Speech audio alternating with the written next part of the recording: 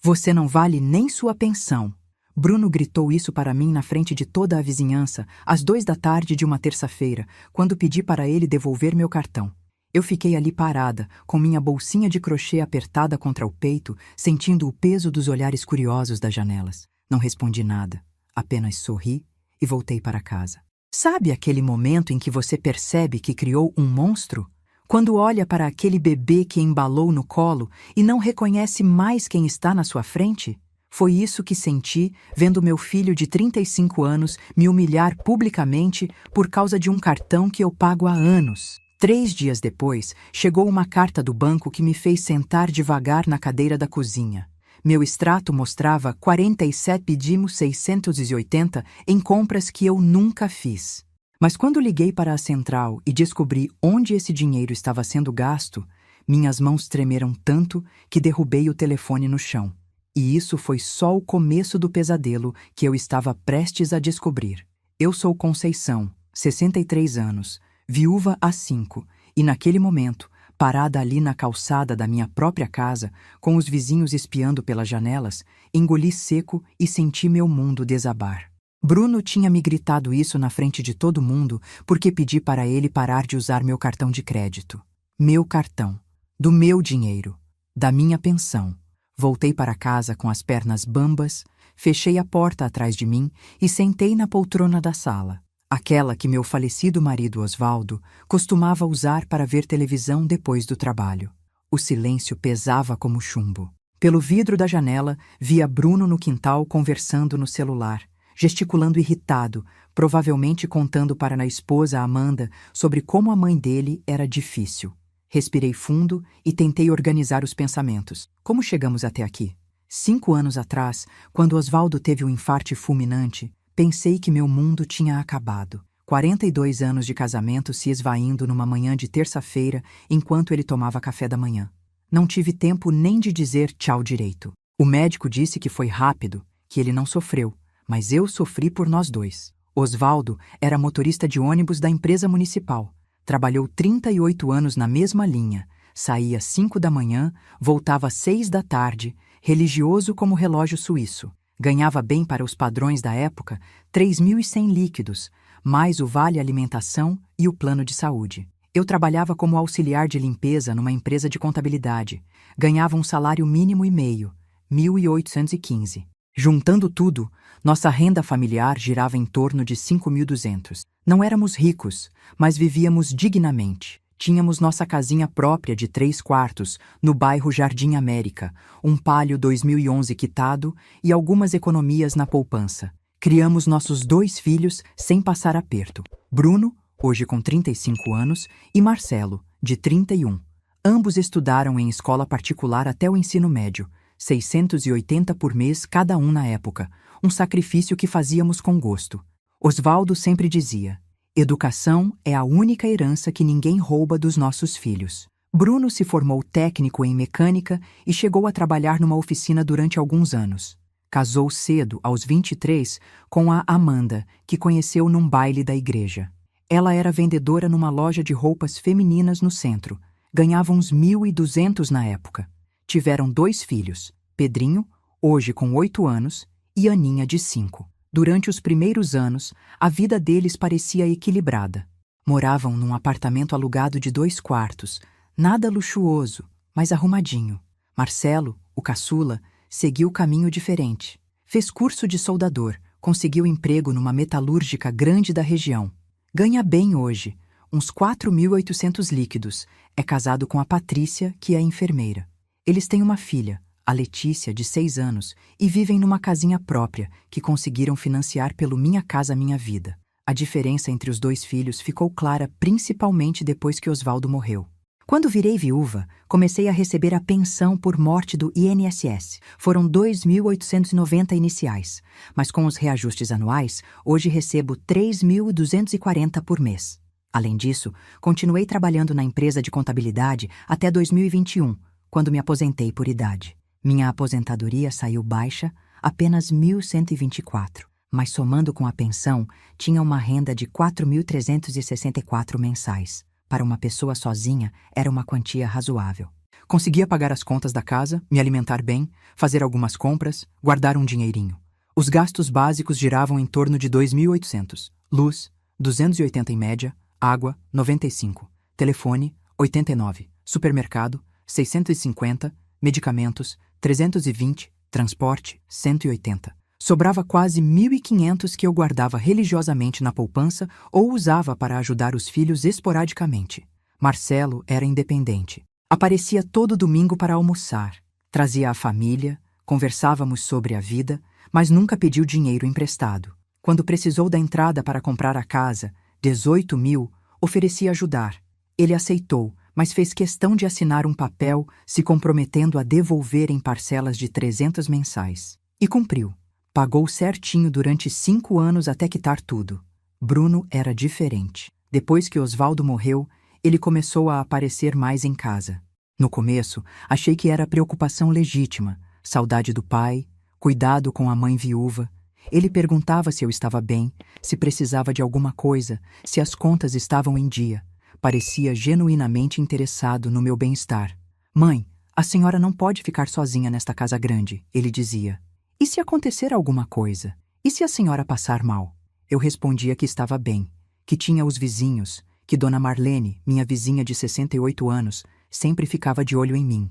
Trocávamos telefone, ela sabia onde eu guardava a chave reserva, combinamos sinais para saber se estava tudo bem. Além disso, Marcelo morava a 15 minutos de distância e passava aqui pelo menos 3 vezes por semana. Mas Bruno insistia. Mãe, e se a senhora tropeçar no banheiro? E se der algum problema no meio da madrugada? Depois de 3 meses de argumentação, ele sugeriu. Que tal se eu e Amanda viéssemos morar aqui temporariamente? Só até a senhora se acostumar com a viuvez, só para dar uma força. Na época me pareceu uma ideia carinhosa. A casa ficaria mais viva com as crianças correndo pelos corredores. Eu teria companhia, ajuda com as coisas pesadas. Amanda sempre foi educada comigo, chamava de Dona Conceição com respeito, oferecia ajuda na cozinha.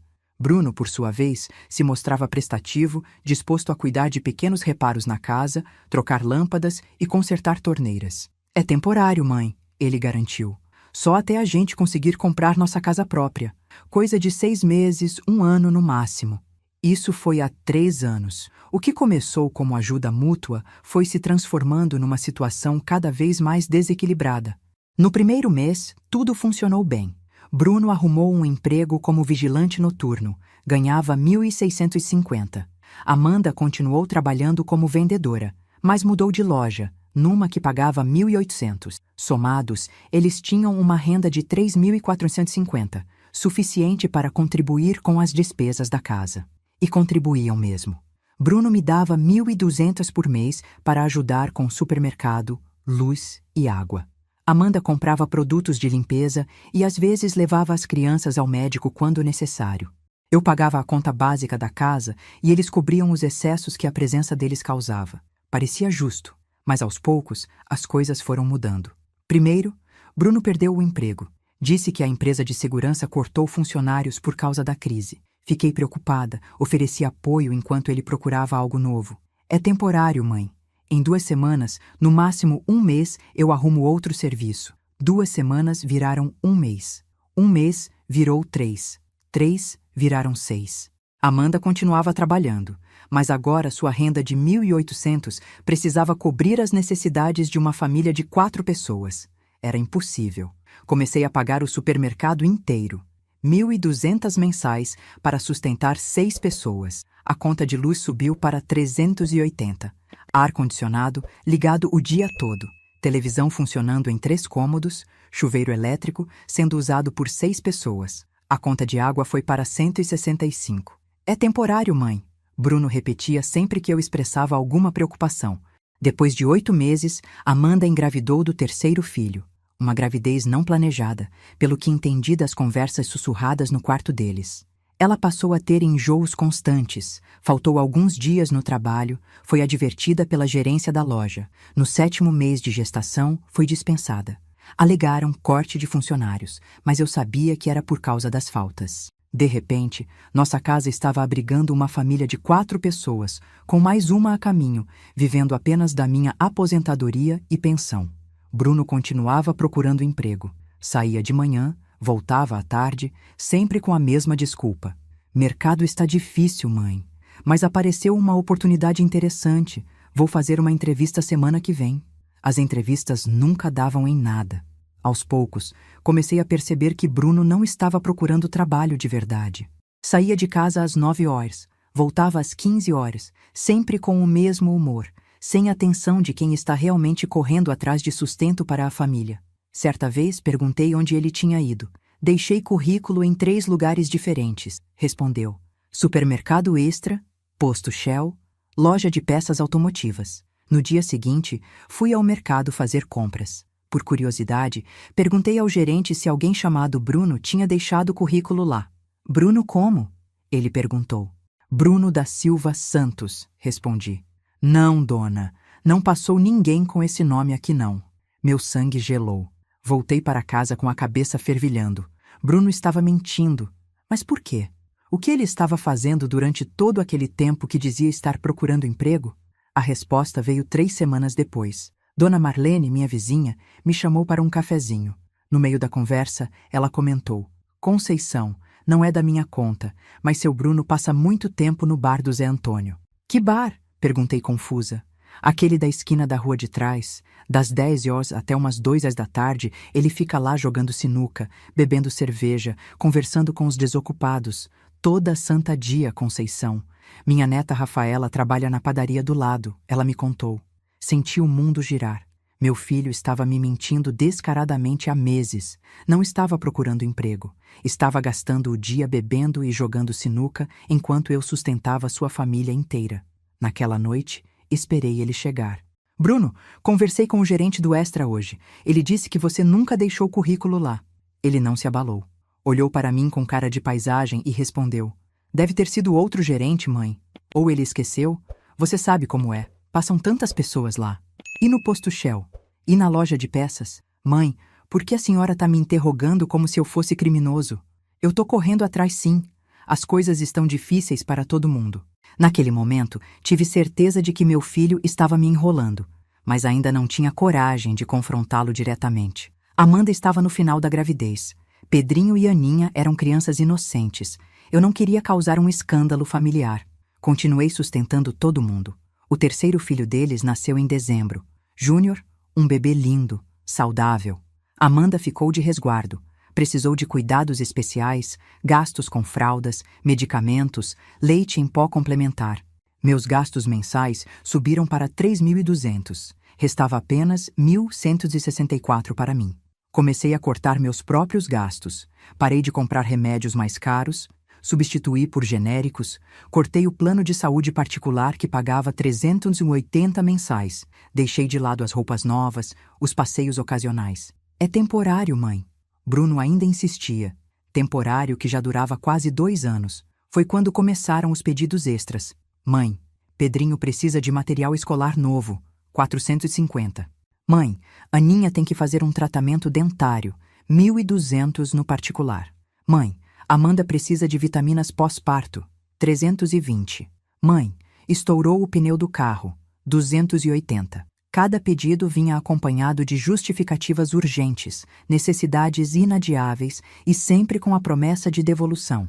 Assim que eu arrumar trabalho, pago tudo de volta, mãe. Como eu não tinha esse dinheiro extra na minha renda mensal, Bruno sugeriu. Mãe, por que a senhora não pega o cartão de crédito? Só para emergências. A senhora paga o mínimo todo mês, e quando eu arrumar emprego, a gente quita tudo. Ingênua, acreditei. Entreguei meu cartão de crédito para emergências. As emergências se multiplicaram milagrosamente. Primeira emergência. Supermercado Premium. Bruno voltou com sacolas cheias de produtos caros. Picanha, salmão, queijos especiais, vinhos e produtos de marca. As crianças merecem comer bem, mãe. E Amanda está amamentando. Precisa de alimentação reforçada. Valor, 850. Segunda emergência. Roupas para as crianças. Amanda voltou com 4 sacolas da C&A. Argumentou. As crianças crescem rápido, precisam de roupa nova para o verão. Não eram roupas básicas, eram conjuntos de marca, tênis de 180, vestidos de 120. Valor, 1.200. Terceira emergência. dentista particular para Pedrinho. O dentista do posto de saúde não tem agenda até ano que vem, mãe, e o dente do menino está doendo. Não era só uma consulta. Foram aparelho ortodôntico, limpeza, restaurações. Valor: 2.400. Em 6 meses, meu cartão acumulou 8.900 de dívida. Quando chegou a primeira fatura e vi o valor, senti o mundo desabar. O pagamento mínimo era de 267, quase 300 que eu não tinha na minha renda apertada. Bruno, preciso conversar com você sobre o cartão, disse mostrando a fatura. Ele deu uma olhada rápida e respondeu: Mãe, paga o mínimo este mês. No próximo mês eu cubro a diferença. Juro. Paguei o mínimo. No próximo mês, a dívida tinha virado 9.450 por causa dos juros. Bruno não cobriu diferença nenhuma. Está difícil, mãe, mas apareceu uma entrevista promissora. Semana que vem resolvo isso. Semana que vem nunca chegava. Nos meses seguintes, o cartão continuou sendo usado. Remedinho pro Júnior, conta de luz que veio alta, conserto na geladeira, material escolar extra. Cada uso vinha com justificativa urgente e promessa de reposição. 1 ano depois, a dívida tinha chegado a 35 mil. Comecei a ficar desesperada. Meu nome estava sendo negativado. O banco me ligava, cobrando regularmente. Eu não conseguia mais pagar nem o mínimo direitinho. Às vezes atrasava, às vezes pagava menos que o valor estipulado. Os juros se acumulavam como bola de neve. Bruno, meu filho, não aguento mais isso. Precisamos cortar o cartão. Calma, mãe, vou arrumar trabalho. Tenho certeza que até o final do ano resolvo toda essa situação. Mais promessas. E foi assim que chegamos àquela terça-feira fatídica de 3 meses atrás. Eu estava na cozinha preparando o almoço quando a vizinha da frente, Dona Rosa, bateu no portão. Era uma senhora de 71 anos, evangélica, muito educada, que sempre me cumprimentava, mas raramente vinha até em casa. Dona Conceição, posso falar com a senhora um minutinho? Abri o portão, convidei para entrar. Aceita um cafezinho, Dona Rosa? Não, obrigada, é rápido. Ela hesitou, depois continuou. Dona Conceição, não é da minha conta, mas... A senhora sabia que seu cartão está sendo usado numa casa de jogos? Senti o chão sumir debaixo dos meus pés. Como assim? Meu neto trabalha como motoboy. Faz entrega para vários estabelecimentos. Ontem, ele foi levar lanche numa casa de jogos no centro e viu seu Bruno pagando fichas com um cartão. Disse que ele gastou mais de 600 só naquele dia. O sangue gelou nas minhas veias. Tem certeza, Dona Rosa? Meu neto conhece o Bruno desde pequeno. Tem certeza absoluta. E disse que não foi a primeira vez que viu ele lá. Quando Dona Rosa saiu, fiquei sozinha na cozinha, tentando processar a informação. Meu filho estava usando meu cartão para jogar. Para jogar. Todo aquele drama sobre remédio para as crianças, material escolar, dentista, emergências. E ele estava gastando dinheiro em casa de jogos. Senti uma raiva que nunca tinha sentido na vida. Naquele mesmo dia, liguei para a operadora do cartão e pedi o extrato detalhado dos últimos 6 meses. Queria nomes dos estabelecimentos, endereços, valores exatos. O que descobri foi pior que imaginava. Dos 35 mil gastos no cartão, pelo menos 18 mil tinham sido usados em estabelecimentos de entretenimento, casa de jogos, bares com caça-níqueis, casas de bingo. Meu próprio filho estava viciado em jogo e financiando o vício com minha aposentadoria. Os outros 17 mil também não tinham sido gastos em necessidades básicas da família. Supermercados caros, lojas de departamento, restaurantes, postos de gasolina em horários estranhos, farmácias comprando produtos de higiene de marca premium. Confrontei Bruno naquela noite. Bruno, recebi o extrato do cartão. Preciso que você me explique estes gastos. Mostrei os comprovantes. Casa de jogos, 650. Bar e entretenimento, 890. Outra casa de jogos, 1.200. Pela primeira vez em 3 anos, vi meu filho ficar sem resposta. Depois de um silêncio longo, ele tentou. Mãe, eu posso explicar. Então explica. Eu estava tentando multiplicar o dinheiro. Sabe como é? Tentando ganhar uma grana extra para pagar as dívidas. Jogando? Era só para conseguir um dinheiro rápido e devolver tudo para a senhora. 18 mil, Bruno? 18 mil da minha aposentadoria? Ele baixou a cabeça. Eu sei que errei, mãe, mas vou compensar isso. Juro que vou. Como? Você não trabalha há 2 anos? Vou arrumar trabalho. Vou pagar tudo. As mesmas promessas vazias de sempre. Foi aí que perdi a paciência. Bruno, chega. Você me enganou por 2 anos. Me disse que estava procurando emprego e estava bebendo no bar.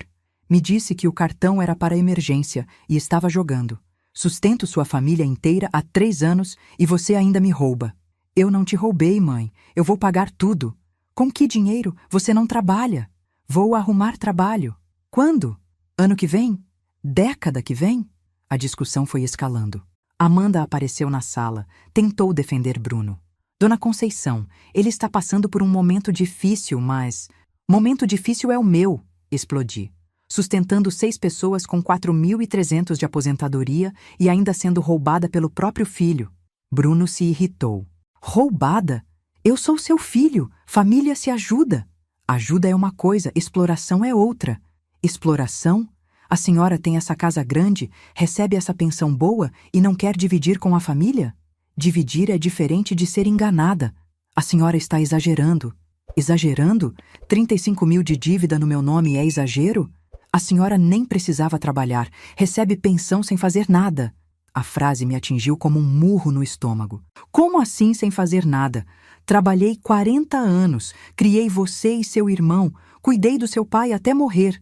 Mas agora a senhora só recebe o dinheiro, não faz mais nada. E por isso mereço ser enganada? Mereço sustentar uma família inteira e ainda ser roubada? Ninguém está roubando ninguém. Então pare de usar meu cartão, arrume trabalho, sustente sua própria família. Foi quando Bruno explodiu.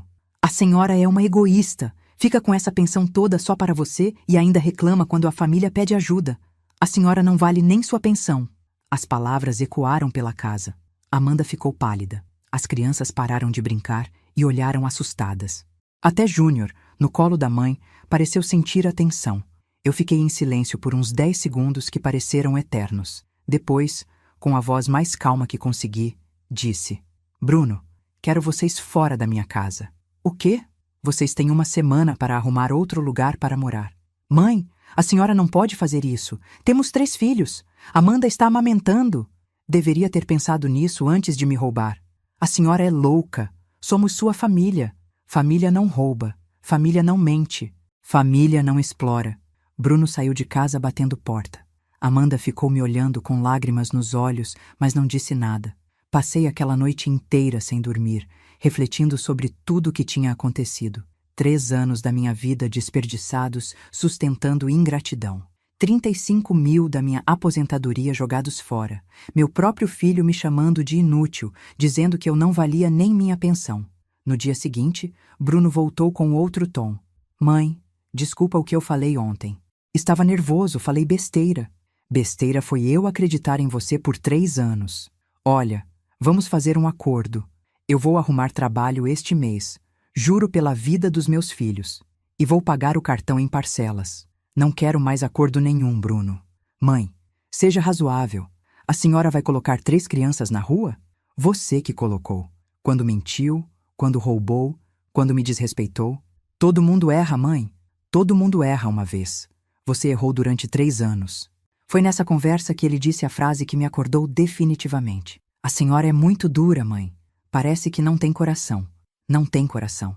Eu que abri mão de tudo por 3 anos para sustentar a família dele. Eu que me endividei para pagar supermercado caro, roupas de marca, dentista particular. Eu que cortei meus próprios gastos para que eles vivessem bem. Não tem coração. Naquele momento, olhando para o rosto do meu filho de 35 anos, pai de 3 crianças, desempregado há 2 anos, viciado em jogo, vivendo às minhas custas e ainda me chamando de dura, eu entendi que tinha criado um monstro e precisava fazer alguma coisa a respeito. 3 dias depois daquele confronto, quando recebi a fatura do cartão com 38.760, os juros não paravam de crescer, tomei coragem e fui ao banco. Quero saber como faço para cancelar este cartão e descobrir se existem outras dívidas no meu nome, disse para a gerente. Foi quando descobri que a situação era muito pior do que imaginava.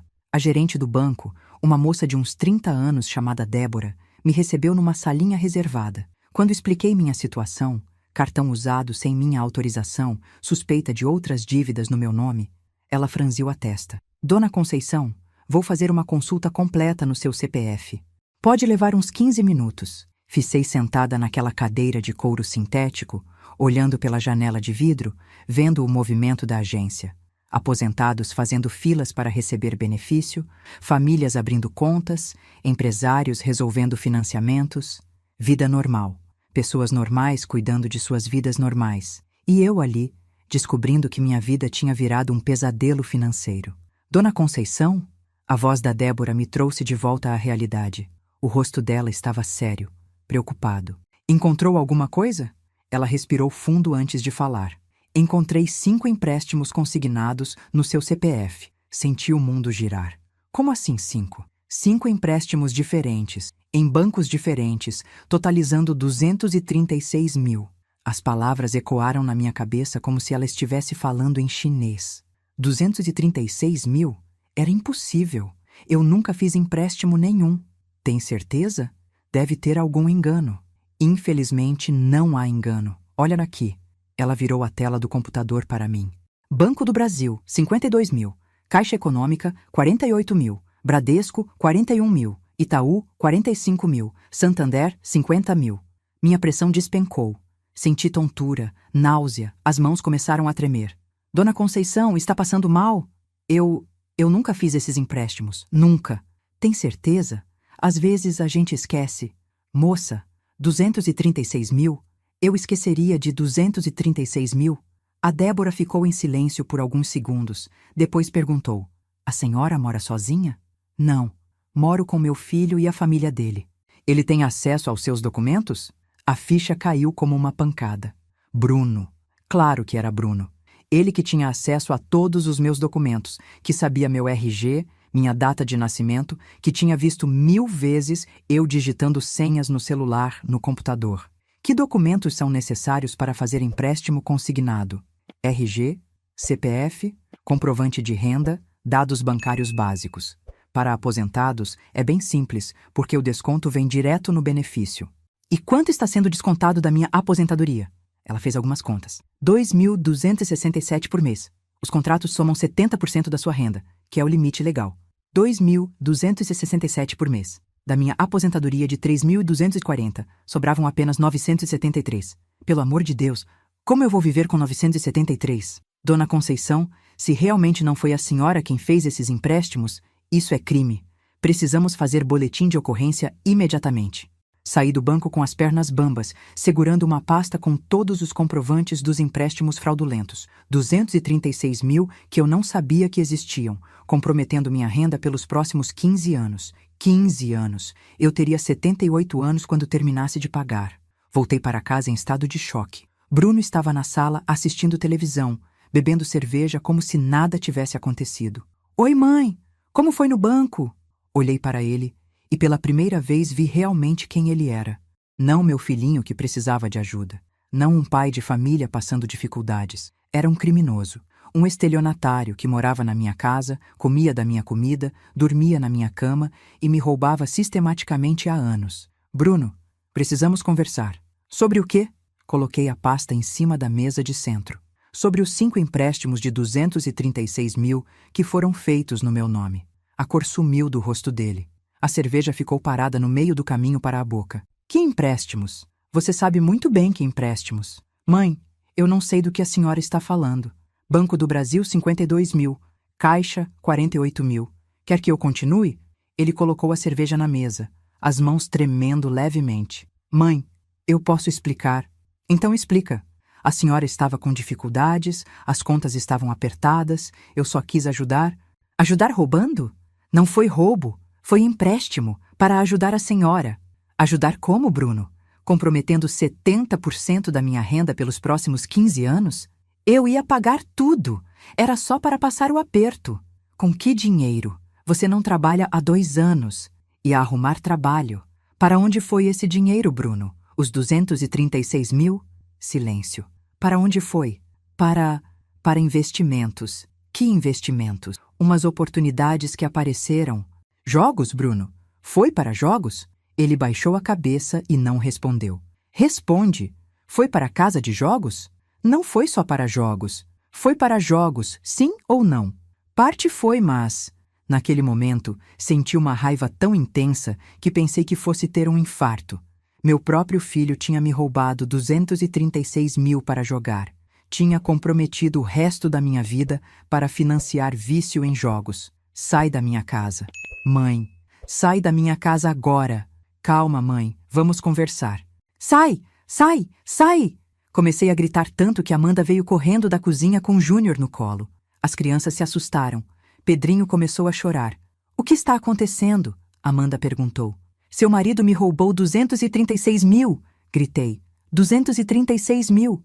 Amanda olhou para Bruno, que estava pálido, suando. É verdade? Amanda, deixa eu explicar depois. É verdade? Ela gritou. Sim, mas eu posso explicar. Amanda ficou em silêncio por uns segundos, depois começou a chorar. Meu Deus, Bruno. Meu Deus do céu. Amanda, escuta. 236 mil? De onde você tirou 236 mil? Foram empréstimos no nome da mãe? Sem ela saber? Ela ia saber depois. Depois de quê? Amanda explodiu. Depois de comprometer a vida dela inteira? Foi a primeira vez que vi Amanda realmente confrontar Bruno. Durante 3 anos, ela sempre o defendia. Sempre arrumava justificativas para os comportamentos dele. Mas roubar 236 mil da sogra aposentada era demais até para ela. Vocês têm 24 horas para sair da minha casa, disse, tentando controlar a voz. Mãe, por favor, 24 horas. Naquela noite, não consegui dormir nem 1 minuto. Fiquei na sala, na poltrona, ouvindo os ruídos da casa. Bruno e Amanda discutindo no quarto em voz baixa. Crianças chorando. Movimentação de pessoas pegando coisas, arrumando malas. Às 6h da manhã, eles saíram. Bruno tentou falar comigo antes de ir embora. Mãe, isso não vai ficar assim. Vou pagar tudo, vou resolver. Não respondi. Só olhei para ele em silêncio até ele pegar as últimas sacolas e sair. Quando a porta se fechou, a casa ficou em silêncio pela primeira vez em 3 anos. Silêncio total. Andei pelos cômodos vazios. O quarto deles, desarrumado, com marcas na parede onde estavam os móveis. O quarto das crianças, com desenhos rabiscados na parede, brinquedos espalhados que eles esqueceram. Sentei na cozinha e chorei. Chorei pela primeira vez desde que descobri tudo. Chorei pela decepção, pela traição, pelo medo do futuro. Como ia viver com 973 por mês? Como ia pagar as contas básicas da casa? Como ia comer, me vestir, comprar remédios? Chorei também pela perda, porque por mais que Bruno fosse um criminoso, ele ainda era meu filho. E eu tinha acabado de cortar relações com ele, com meus netos, com uma parte da família. Mas no fundo do meu coração, misturada com a tristeza, havia também alívio. Alívio de não ter mais que sustentar 6 pessoas. Alívio de não ter mais mentiras, promessas vazias, manipulação emocional. Alívio de poder voltar a ter dignidade na minha própria casa. 3 dias depois, Dona Marlene apareceu com um bolo de fubá. Conceição, soube que eles saíram. Como você está? Sobrevivendo, Marlene. E a situação financeira? Contei tudo para ela. Os empréstimos, o cartão de crédito, os 973 que sobravam para viver. Minha filha, isso é caso de polícia. Eu sei, já fui na delegacia, fiz boletim de ocorrência. Mas o delegado disse que é complicado provar, porque ele morava comigo, tinha acesso aos documentos. Mas tem que tentar, não pode deixar barato. Marlene tinha razão, mas eu estava velha, cansada, sem energia para brigas judiciais que podiam durar anos. Marlene, posso te pedir um favor? Claro. Seu neto contador, o Paulinho, ele poderia dar uma olhada na minha situação? Ver se tem alguma forma de reverter esses empréstimos? Lógico, vou ligar para ele agora. Paulinho apareceu no dia seguinte. Era um rapaz de uns 28 anos, formado, sério, que trabalhava num escritório de contabilidade no centro. Dona Conceição, trouxe os documentos dos empréstimos? Mostrei tudo. Ele analisou cada contrato, fez anotações, calculou juros, prazos. A situação está feia, ele disse depois de 1 hora. Mas há algumas possibilidades. Quais? Primeiro, contestar os contratos na justiça, alegando fraude. Segundo, renegociar as dívidas diretamente com os bancos. Terceiro, contratar um investigador particular para juntar provas. Investigador particular? Para provar que foi seu filho quem fez os empréstimos, que você não sabia, que ele usou o dinheiro em jogos. Com provas convincentes, fica mais fácil anular os contratos. Quanto custa? O investigador? Uns 1.500, 2.000. Depende do tempo que leva. 2.000. 2 vezes a minha renda mensal atual. Mas Paulinho tinha razão. Sem provas, eu ia passar o resto da vida pagando dívidas que não fiz. Paulinho, onde posso arranjar esse dinheiro? Ele pensou um pouco. A senhora tem alguma coisa que pode vender? Algum bem? Olhei em volta da casa. Televisão, geladeira, fogão, coisas básicas que não podia vender. O carro era velho, um Palio 2011, devia valer uns 15.000, mas eu precisava dele para me locomover. Dona Conceição, posso sugerir uma coisa? Claro. A senhora conhece o pessoal da Associação de Aposentados e Pensionistas do bairro? Conheço de vista. Eles têm um fundo de ajuda mútua, para casos como o seu. Empréstimo sem juros, pagamento em parcelas pequenas. Sério? Sério. Minha avó já usou quando precisou de cirurgia particular. Emprestaram 3.000, ela pagou em 20 parcelas de 150. Na semana seguinte fui na sede da associação. Era uma casinha simples na rua principal do bairro, com uma placa despretensiosa. Associação de Aposentados e Pensionistas Jardim América. Fui recebida pela diretora, Dona Vera, uma senhora de 69 anos, ex-professora, muito educada e organizada. Dona Conceição, conte sua história. Contei tudo.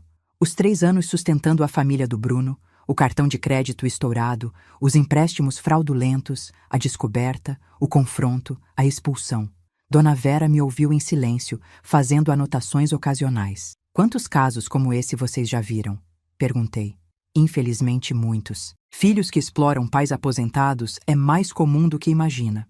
Às vezes é por necessidade real, às vezes é por preguiça, às vezes é por vício, como no seu caso. E vocês conseguem ajudar? Depende. Financeiramente, podemos emprestar até 5.000 sem juros. Juridicamente, temos convênio com 3 advogados que atendem associados com desconto. E, psicologicamente, temos grupo de apoio toda quinta-feira. Grupo de apoio? Para pessoas que passaram por situações parecidas. Exploração familiar, manipulação emocional, chantagem afetiva. A senhora ficaria surpresa com quantas histórias similares existem. Naquele mesmo dia, me associei e peguei emprestado 3.000 para contratar investigador particular. O investigador se chamava Roberto, um ex-policial civil de 52 anos que tinha aberto empresa própria de investigação. Dona Conceição, preciso que me conte tudo nos mínimos detalhes. Datas, valores, pessoas envolvidas, lugares frequentados. Passei 2 horas relatando 3 anos de exploração. Roberto fez anotações detalhadas. Perguntou sobre hábitos do Bruno, locais que frequentava, amigos, rotina. Vou começar investigando os locais de jogos que ele frequentava. Casas de bingo geralmente têm câmeras de segurança. Se conseguir imagens dele gastando dinheiro lá nas datas dos saques dos empréstimos, teremos prova concreta. Quanto tempo leva? Umas 2 semanas para levantamento inicial. 1 mês para relatório completo. Roberto trabalhou rápido e foi eficiente. Em 10 dias, ele voltou com informações que me fizeram o sangue ferver. Dona Conceição, prepare-se, porque o que descobri é pior do que imaginávamos. Ele abriu uma pasta cheia de fotos, documentos, planilhas. Primeiro, seu filho não está desempregado. Trabalha há 8 meses como segurança no Shopping Center Norte, turno noturno. Ganha 2.100 líquidos. Senti o mundo girar. Trabalhando? Há 8 meses? Há 8 meses. Entrei em contato com o RH da empresa. Ele foi contratado em março do ano passado. Março do ano passado, 8 meses antes da nossa briga. Ele estava trabalhando normalmente e continuou me enrolando, dizendo que estava desempregado, fazendo eu sustentar a família dele inteira. Segundo, identifiquei pelo menos 5 casas de jogos que ele frequenta regularmente. Consegui imagens de câmeras de segurança dele gastando dinheiro nas datas exatas dos saques dos empréstimos. Roberto me mostrou as fotos. Bruno dentro de casas de jogos, no caixa eletrônico, pegando dinheiro em espécie, comprando fichas. Terceiro, ele tem uma conta corrente conjunta com a Amanda que vocês desconhecem. Nesta conta, eles acumularam 34.000 nos últimos 2 anos. 34.000. Enquanto eu vivia com 973 por mês depois de pagar as dívidas que ele fez no meu nome, eles tinham 34.000 guardados. Como descobriu isso? Investigação de movimentação bancária. Paguei um informante no setor financeiro. E mais, Amanda também sabia do trabalho dele. Tenho prints de WhatsApp dela comentando: o Bruno chegou cansado do serviço hoje. Salário saiu, vamos fazer compras. Ela sabia de tudo.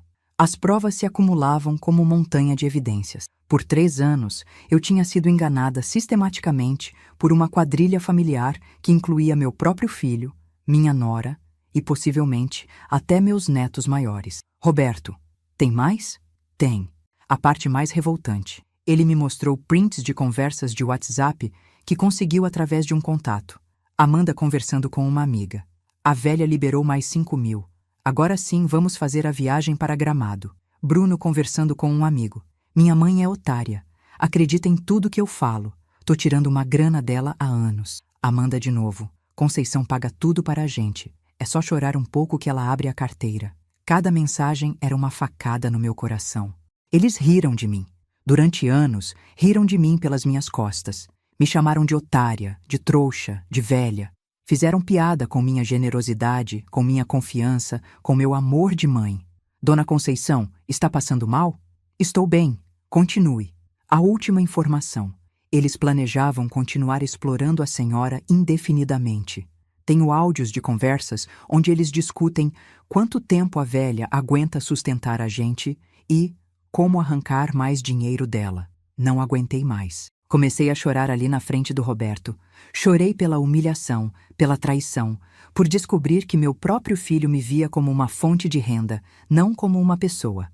Dona Conceição, sei que está doendo, mas agora temos munição suficiente para destruir eles juridicamente. Como assim? Com essas provas, conseguimos anular todos os empréstimos. Estelionato qualificado, formação de quadrilha, apropriação indébita. Eles podem pegar de 3 a 5 anos de prisão. Prisão? Prisão? E ainda vão ter que devolver tudo o que roubaram da senhora, com juros e correção. Pela primeira vez em meses, senti uma pontinha de esperança. Roberto, quanto custa para finalizar este relatório? Mais 1.000. Mas com essas provas, a senhora vai recuperar muito mais que isso. Peguei mais 1.000 emprestado na associação e pedi para Roberto finalizar a investigação. 2 semanas depois, ele entregou um relatório de 47 páginas com todas as provas, fotos, documentos, extratos bancários, prints de conversas, depoimentos de testemunhas. Agora é só entregar isso para um advogado competente e partir para cima, ele disse. Dona Vera me indicou Dr. Antônio, um advogado criminalista de 58 anos que tinha experiência com crimes financeiros. Dona Conceição, com essas provas, seu caso está ganho. Vamos anular os empréstimos e ainda processar eles criminalmente. E quanto tempo leva? Processo criminal, uns 2 anos. Mas os empréstimos podemos cancelar em 60 dias com liminar judicial. E vai custar quanto? 8.000 total. Mas a senhora pode pagar conforme for recuperando o dinheiro. Assinei a procuração no mesmo dia. Enquanto isso, Bruno tentou me procurar várias vezes. Ligações, mensagens, visitas, sempre com a mesma ladainha. Mãe, vamos conversar. Posso explicar tudo. Vou pagar tudo que devo. Não respondi nenhuma ligação. Não abri a porta nenhuma vez. Até que um dia ele apareceu com os 3 filhos na frente de casa. Estava eu regando as plantas quando vi o portão abrir. Bruno entrou com Pedrinho, Aninha e Júnior no colo. Mãe, os netos querem falar com a senhora. Era chantagem emocional descarada. Usar as crianças para me sensibilizar. Pedrinho correu e me abraçou. Vovó, a gente tá com saudade. Meu coração apertou. Eu amava aqueles meninos. Eles não tinham culpa dos crimes do pai. Oi, meus amores. Como vocês estão? Vovó, por que o papai disse que a gente não pode mais morar aqui? Aninha perguntou com aquela voz fina de criança. Olhei para Bruno por cima das cabeças das crianças. Ele tinha um sorriso cínico no rosto, como quem diz: se vira agora para explicar para elas. Meus amores, sentem aqui. Sentei no banco da varanda com as 3 crianças. Vocês sabem o que é certo e o que é errado, não sabem? Sabemos, Pedrinho respondeu. Então, o papai fez uma coisa errada com a vovó. Pegou o dinheiro sem pedir, mentiu para a vovó. E quando a gente faz coisa errada, tem que ter consequência. Mas nós não fizemos nada de errado, Aninha disse, começando a chorar. Vocês não fizeram nada de errado, meus amores. Vocês são crianças lindas e a vovó ama muito vocês. Então por que não podemos morar aqui? Porque o papai precisa aprender a ser responsável, precisa trabalhar, sustentar vocês, cuidar da família dele. Bruno interrompeu. Mãe, não precisa explicar isso para eles. Preciso sim, explodi. Eles merecem saber a verdade, merecem saber por que estão morando num quarto alugado em vez de numa casa confortável. As crianças se assustaram com o meu grito. Desculpa, meus amores, a vovó não quis gritar. Bruno tentou pegar Júnior do meu colo. Mãe, vamos embora, a senhora está alterada. Estou alterada sim, alterada porque você usou essas crianças para tentar me manipular. Eu não usei ninguém, eles queriam ver a avó. Queriam ou você trouxe para fazer chantagem? Para de paranoia, mãe. Paranoia é achar que você mudou, Bruno. Paranoia é acreditar que você sente remorso. Nesse momento, Pedrinho, de 8 anos, me surpreendeu com uma pergunta. Vovó, é verdade que o papai roubou o dinheiro da senhora? Silêncio total. Bruno ficou vermelho. Pedrinho, não é bem assim. É verdade? Sim ou não? O menino insistiu. Olhei para aquela criança inteligente e decidi que merecia honestidade. É verdade, meu amor. O papai pegou muito dinheiro da vovó sem pedir. E isso é errado. Por quê? Porque não era dinheiro dele. Era da vovó. Pedrinho olhou para o pai com uma expressão séria que não esperava ver numa criança de 8 anos. Papai, isso é feio. Bruno tentou explicar. Pedrinho, a situação é complicada. A professora disse que pegar coisa dos outros é roubo. Não foi roubo, foi empréstimo. Mas a vovó sabia? Silêncio. Sabia? O menino insistiu. Não, Bruno admitiu. Então é roubo. Naquele momento, senti orgulho do meu neto. Com apenas 8 anos, ele tinha mais senso moral que o pai.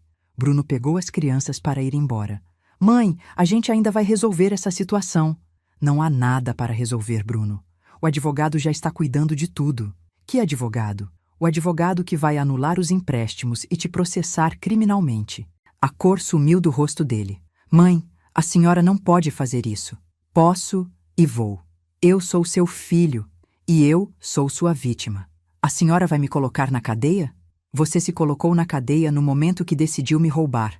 Bruno saiu sem dizer mais nada, levando as crianças. Pedrinho acenou para mim pela janela do carro. Naquela noite, sozinha em casa, refleti sobre tudo o que tinha acontecido nos últimos 2 meses. A descoberta da traição, a investigação, as provas, o processo. Por um lado, sentia tristeza pela família destroçada, pelos netos que iam crescer visitando o pai na prisão, pela imagem do Bruno desmoronando para sempre. Por outro lado, sentia alívio por ter descoberto a verdade, raiva justificada pelos anos de exploração e satisfação por finalmente estar tomando atitudes. Mas o sentimento mais forte era determinação. Determinação de chegar até o final, de recuperar minha dignidade, de mostrar que aposentada não é sinônimo de otária. Meu telefone tocou. Era Dr. Antônio. Dona Conceição, tenho uma boa notícia. O juiz deferiu a liminar. Os descontos dos empréstimos estão suspensos a partir do próximo mês. Suspensos. Pela primeira vez em meses, ia voltar a receber minha aposentadoria completa. E o processo criminal? Está andando.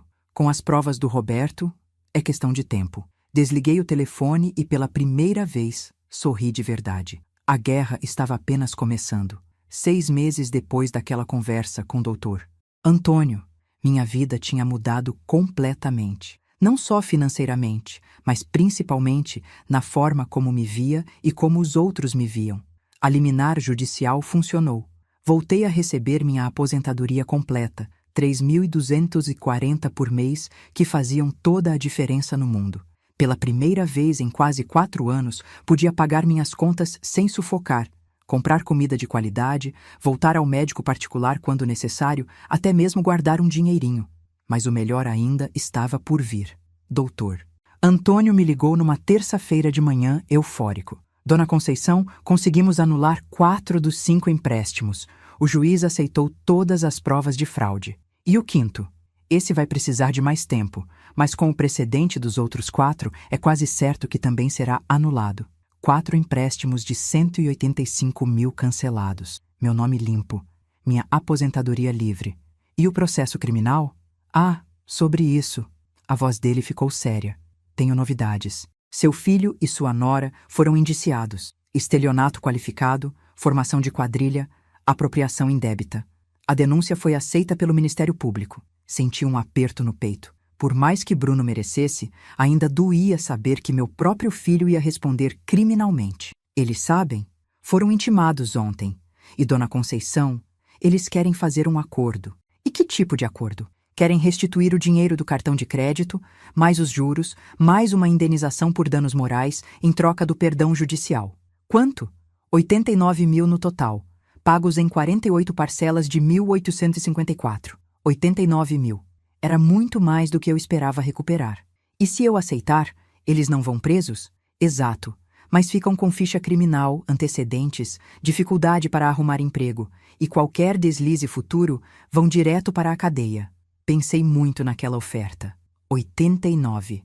000 era dinheiro que mudaria minha vida para sempre. Quase 3 anos de aposentadoria. Mas aceitar significava perdoar 3 anos de mentiras, humilhação e roubo. Doutor Antônio, posso pensar alguns dias? Claro, mas eles estão desesperados. Acho que podemos conseguir mais. Como assim mais? Eles estão com medo real de ir presos. Amanda está grávida do 4º filho e Bruno pode perder o emprego se a empresa descobrir. Podemos pedir 120 mil. 120 mil. Quase 4 anos de aposentadoria. Era uma quantia que me daria segurança até morrer. Negocie, disse, mas eu tenho condições. Quais? Quero um encontro pessoal. Quero que eles me entreguem o acordo na minha cara. Quero olhar no olho deles quando assinarem que são criminosos. Dona Conceição. Ou é assim ou não aceito acordo nenhum. Quero que eles venham aqui, na minha casa, e me peçam perdão olhando nos meus olhos. Doutor Antônio riu. A senhora está certa. Vou organizar. Uma semana depois, numa quinta-feira de tarde, minha sala estava preparada para o que seria o encontro mais importante da minha vida. Arrumei a mesa com os documentos do acordo. Coloquei a pasta com todas as provas do Roberto numa extremidade. Preparei café, como se fosse uma reunião de negócios, porque no fundo era isso, um acerto de contas entre vítima e criminosos. Doutor Antônio chegou primeiro, às 14h. Logo depois, o advogado deles, Dr. Marcelo, um homem de uns 45 anos que parecia nervoso. Às 14h15, Bruno e Amanda tocaram a campainha. Abri a porta e os vi pela primeira vez em 6 meses. Bruno estava mais magro, com olheiras profundas e cabelo grisalho. Amanda, visivelmente grávida, parecia ter envelhecido 10 anos. Ambos evitaram meu olhar. Entrem, disse, sem cumprimentar. Eles se sentaram no sofá, eu na poltrona de frente. Dr. Antônio ao meu lado, Dr. Marcelo ao lado deles. A tensão no ar era palpável. Bem, Dr. Antônio começou. Vamos direto ao ponto. Meus clientes concordaram em pagar 120 mil de indenização, em 48 parcelas de 2.500, em troca da desistência da ação penal. Bruno engoliu seco. 2.500 por mês por 4 anos. Praticamente o salário dele inteiro. Mas, continuou o Dr. Antônio, a Dona Conceição tem algumas condições para aceitar. Todos me olharam. Primeiro, comecei, minha voz firme. Quero que vocês admitam, aqui, na frente dos advogados, tudo o que fizeram. Mãe, Bruno tentou. Não me chame de mãe. Ainda não. Silêncio constrangedor. Admitam, em voz alta, o que vocês fizeram. Amanda começou a chorar baixinho. Bruno olhou para o advogado que fez sinal para ele falar. Eu peguei dinheiro emprestado no seu nome sem autorização. Quanto? 236 mil. Para quê? Silêncio.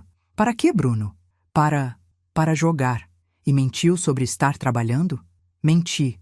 Por quanto tempo? 8 meses. E você, Amanda? Ela levantou o rosto molhado de lágrimas. Eu sabia de tudo, Dona Conceição. Sabia e não fez nada?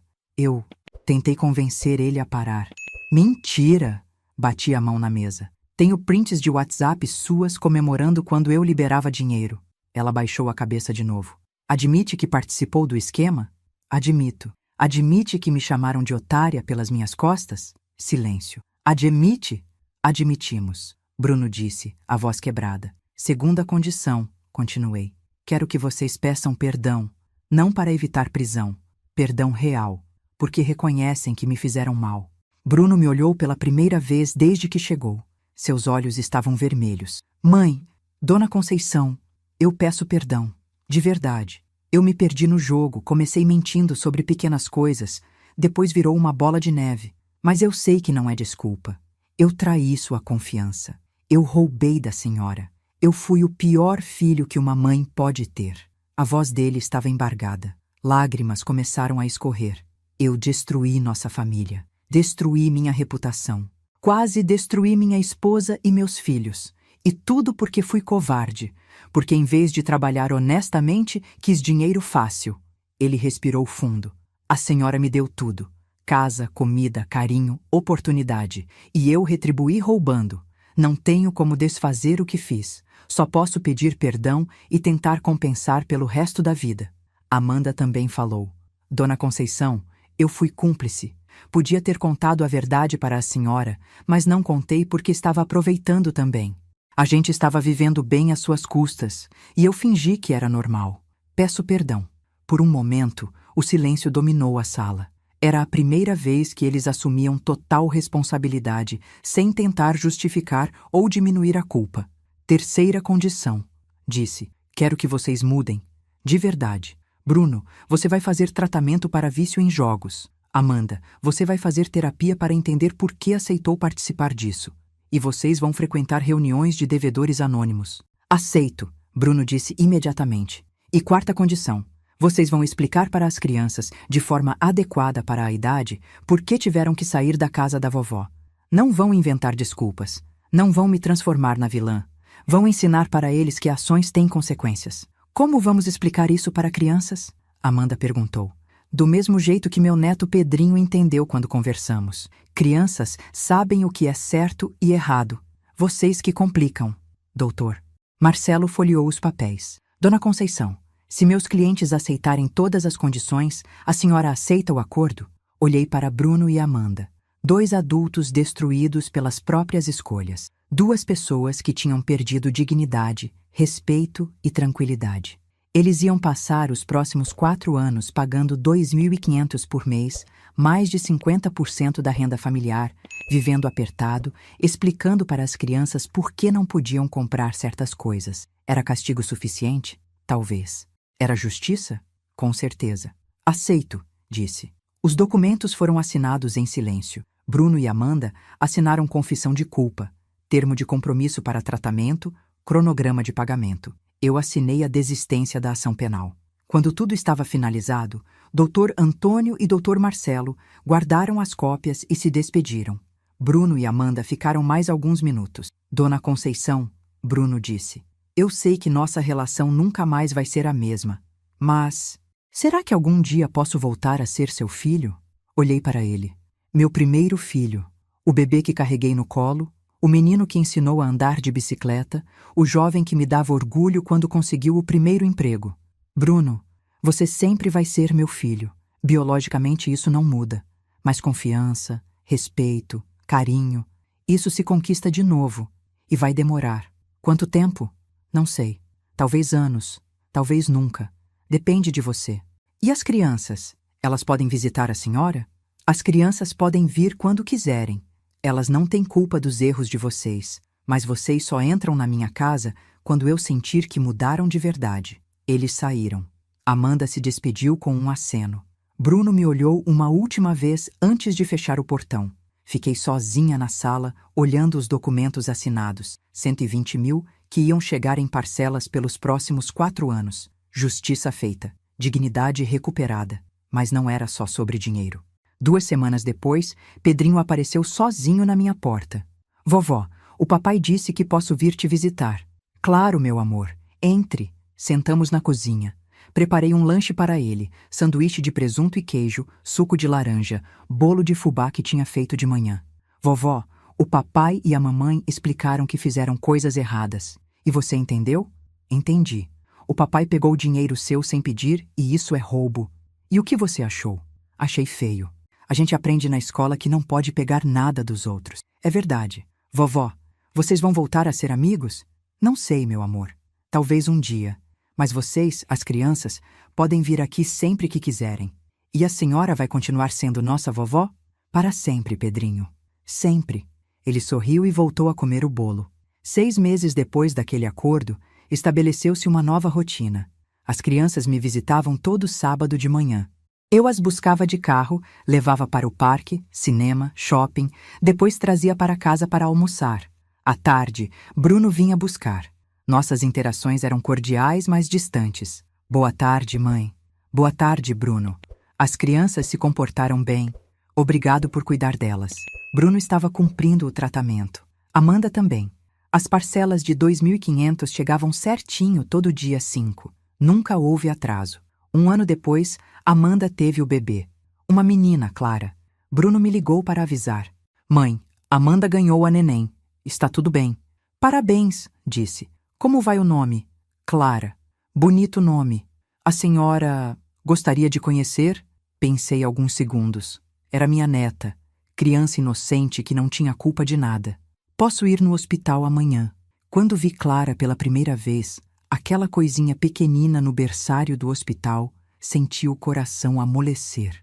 Era uma Santos. Tinha o nariz da nossa família, os olhos espertos. Amanda estava no quarto, ainda frágil do parto. Conversamos por alguns minutos sobre coisas básicas. O parto, o peso do bebê, se estava amamentando bem. Dona Conceição, ela disse antes de eu ir embora. Obrigada por vir. Ela é minha neta, respondi. Assim como os outros. 2 anos após o acordo, no total 3 anos depois da descoberta do roubo, Bruno me procurou para uma conversa diferente. Mãe, posso falar com a senhora? Em particular? Pode. É sobre minha vida. Quero que saiba que mudei de verdade. Conte. Primeiro, não jogo há 2 anos e meio. Nem 1 centavo. Frequento reuniões de jogadores anônimos toda quarta-feira. Tenho padrinho que me acompanha. Segundo, saí do emprego de segurança. Consegui trabalho melhor numa empresa de logística. Ganho 3.200 agora. Com o salário da Amanda, nossa renda é 4.800. Terceiro, estamos pagando todas as contas em dia. As parcelas para a senhora, escola das crianças, aluguel, tudo. Não devemos nada para ninguém. Quarto, compramos um apartamento próprio. Financiamento pela Caixa. Não é grande, mas é nosso. E quinto, quero pedir se posso voltar a ter uma relação normal com a senhora. Não como antes. Eu sei que isso é impossível, mas uma relação de respeito, de família. Olhei para meu filho. 2 anos e meio de tratamento, terapia, trabalho árduo, responsabilidade. Ele parecia diferente. Mais maduro, mais humilde, mais verdadeiro. Bruno, você me machucou de uma forma que nunca vou esquecer completamente. Eu sei, mas eu reconheço que você mudou. Vejo isso na forma como trata as crianças, na responsabilidade que assumiu, na humildade que não tinha antes. Significa que podemos tentar reconstruir uma relação, devagar, com limites, mas podemos tentar. Pela primeira vez em 3 anos, Bruno sorriu de verdade. Obrigado, mãe. Hoje, 4 anos depois daquela terça-feira fatídica, quando descobri os empréstimos, vivo uma vida completamente diferente. Financeiramente, estou segura. Os 120 mil do acordo terminaram de chegar no mês passado. Guardei 80 mil na poupança, reserva de emergência que me dá tranquilidade. Com os outros 40 mil, reformei a casa. Pintei, troquei o piso da cozinha, comprei móveis novos. Minha aposentadoria de 3.240 é suficiente para viver dignamente e ainda guardar uns 800 por mês. Familiarmente, encontrei um novo equilíbrio. Bruno e eu não voltamos a ter a relação íntima de antes, mas construímos algo novo, baseado em respeito mútuo. Ele me visita todo domingo com a família. Almoçamos juntos, conversamos sobre a vida, os planos, as crianças. Não há mais mentiras, manipulação ou chantagem emocional. As crianças cresceram. Pedrinho, hoje com 12 anos, é um menino responsável que me ajuda com as compras pesadas. Aninha, 9 anos, adora cozinhar comigo nos fins de semana. Júnior, 4 anos, é pura energia e me chama de vovó imbatível. Clara, 1 ano, está começando a engatinhar e sempre sorri quando me vê. Amanda e eu também encontramos um meio termo. Não somos amigas íntimas, mas nos respeitamos. Ela reconhece o erro que cometeu e se esforça para compensar sendo uma nora atenciosa e uma mãe presente. Marcelo, meu outro filho, continua sendo meu orgulho. Durante toda a crise com Bruno, ele me apoiou incondicionalmente. Mãe, a senhora fez o que tinha que fazer, ele sempre dizia. Não se sinta culpada por colocar limites. Socialmente, me tornei uma referência na Associação de Aposentados. Dou palestras sobre direitos dos idosos, como se proteger de golpes financeiros, a importância de não aceitar exploração familiar. Minha história virou exemplo para outras pessoas que passam por situações similares. Dona Conceição, uma senhora de 71 anos, me disse no mês passado: a senhora me deu coragem para denunciar meu genro que estava usando meu cartão sem autorização. Psicologicamente, me sinto mais forte que nunca. Descobri que tenho uma capacidade de resistência que não conhecia. Aprendi que amor de mãe não significa aceitar qualquer comportamento, que família de verdade se constrói com respeito, não apenas com sangue. Aprendi também que é possível recomeçar aos 60 anos, que não é tarde para impor limites, para recuperar dignidade, para construir uma nova realidade. Tenho uma foto na minha cabeceira, tirada no último aniversário de 65 anos. Estou cercada pelos 4 netos, sorrindo de verdade, com aquela expressão de quem encontrou paz. Bruno aparece atrás, discreto, respeitoso, Amanda ao lado, serena. Marcelo e família completam o quadro. É uma família diferente da que imaginei quando era jovem. Tem cicatrizes, tem história de dor, tem limites claros, mas é uma família real, honesta, construída sobre bases sólidas. Às vezes, quando estou sozinha à noite, reflito sobre aquela frase que Bruno me gritou 3 anos atrás: "Você não vale nem sua pensão." Hoje sei exatamente quanto eu valho. Valho 120. 00 que ele teve que pagar de volta. Valho 4 anos de empréstimos anulados. Valho o respeito que conquistei na comunidade. Valho a admiração dos meus netos. Valho a humildade que ensinei para meu próprio filho. Mas, principalmente, valho a dignidade que recuperei. E essa, ninguém mais vai tirar de mim. Meu nome é Conceição. Tenho 67 anos. Sou viúva, aposentada, avó de 4 netos lindos. Moro sozinha na minha casa própria, pago minhas contas em dia, durmo tranquila todas as noites. E se você acha que conhece seu familiar, que confia cegamente em quem mora na sua casa, que está seguro porque família não faz mal para a família, deixe meu caso servir de alerta. Amor não significa aceitar exploração. Bondade não significa ser otária. Família não justifica roubo. E se um dia alguém disser que você não vale sua aposentadoria, sua pensão ou qualquer coisa que conquistou honestamente, mostre para essa pessoa exatamente quanto você vale. Eu mostrei. E hoje durmo em paz, sabendo que ninguém mais vai me desrespeitar na minha própria casa. Se essa história tocou seu coração, se você já viveu uma situação parecida ou conhece alguém que passou por isso, deixe seu comentário contando de onde você está assistindo. Compartilhe este vídeo com quem precisa saber que nunca é tarde para recuperar a dignidade. Curta, se inscreva no canal para mais relatos reais de pessoas que encontraram forças para mudar suas vidas. E clique agora na história que está aparecendo na sua tela, porque toda história de dor pode se transformar numa história de vitória.